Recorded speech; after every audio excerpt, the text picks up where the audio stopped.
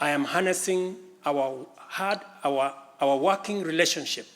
with other arms of government to encourage the judiciary and parliament to enhance integrity and efficiency by adopting digitization and automation. As I do so, I must caution that all these measures will only achieve intended results if, and only if, the institutions charged with combating corruption and promoting efficiency and integrity stop hiding behind the transparent screen of independence and rise up to meet the people's expectation on matters integrity.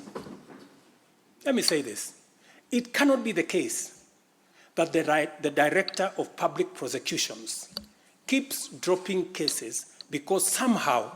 they are unable to produce witnesses.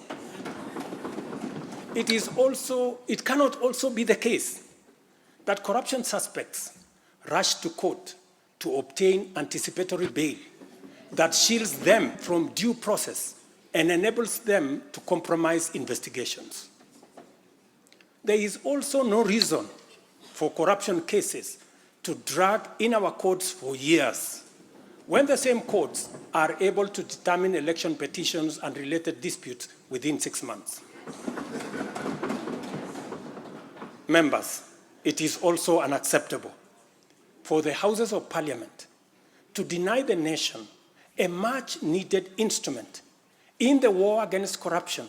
by continuing to sabotage the passage of the Conflict of Interest Bill. I implore you, honorable members, to stop dragging your feet on this bill, unless, my friends, there is a conflict of interest in the passing of the conflict of interest legislation. Similarly, the National Treasury has been dragging its feet in the implementation of an e-procurement system for the last 10 years. Today,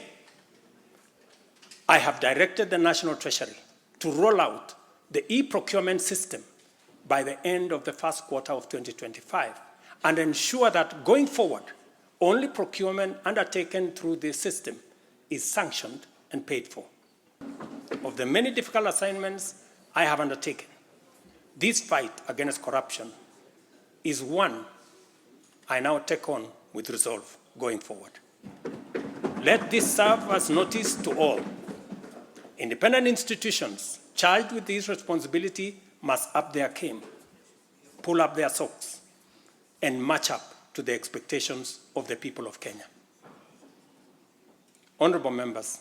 I have stated in the past and now reiterate today that in the face of undisputed evidence or credible information on corruption, I will not hesitate to take decisive action. Accordingly, I now direct, in furtherance of the principles enshrined in Article 10 of the Constitution on transparency and accountability, and based on new information provided by investigative agencies and partner nations, that the procuring agencies within the Ministry of Transport and the Ministry of Energy and Petroleum immediately cancel the ongoing procurement process for the JKIA expansion public-private partnership transaction, as well as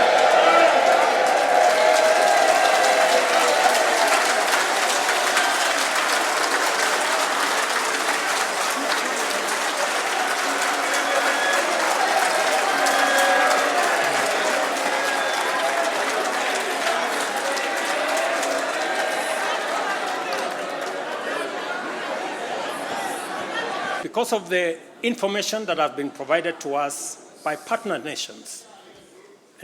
I have directed agencies within the Ministry of Transport and the Ministry of Energy and Petroleum to immediately cancel the ongoing procurement process for JKIA expansion public-private partnership transaction, as well as the recently concluded KETRACO transmission in public partnership procurement contract, and immediately